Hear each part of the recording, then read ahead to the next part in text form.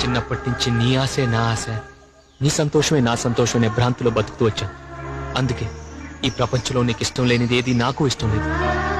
చివరికి నీకు ఇష్టం లేని నా మీద నాకే ఇష్టం లేదు. నీకు తగ్గ చదువు సంస్కారం ఉన్న వాడిని పెళ్లి చేసుకుని సుఖంగా ఉంది. నాన్నగారి మీద నీకు ఎంత గౌరవం ఉందో నాకు తెలియదు, కానీ ఆయనకు మాత్రం నీ మీద అపారమైన నమ్మకం. తన మాట అంటే నీకు వేదం అని, తను గీచిన గీత నీకు లక్ష్మణ్ రేఖని ఆయన భ్రమలో ఉన్నారు. ఆ నమ్మకంతోనే పెళ్లికి ఏర్పాటు చేశారు. ఆ నమ్మకం వృధా కాకూడదు. ఇప్పుడు నీకు ఈ పెళ్లి ఇష్టం లేని తెలిస్తే ఆయన కుంగిపోతారు. ఒక ఆడపిల్ల మనసు తెలుసుకోకుండా ఇష్టం లేని పెళ్లిని నిర్ణయించానని జీవితాంతం బాధపడతారు. అందుకే ఈ పెళ్లి నాకే ఇష్టం లేదని చెప్పి ఆపేస్తాను. నాన్నగారి దృష్టిలో నేను ఒక దారి తప్పని కొడుకుని, ఆయన చూడటానికి ఇష్టపడిన దురదృష్టవంతుడిని. ఇప్పుడు ఈ పెళ్లి ఆపితే నేను కొత్తగా చెడేదేం లేదు. ఊరి శిక్ష పడ్డవాడికి యావజ్జీవ శిక్ష పెద్ద శిక్ష ఏం కాదు. కానీ నువ్వు మాత్రం ఆయనకి ఇష్టమైన మాధవ్ గారు.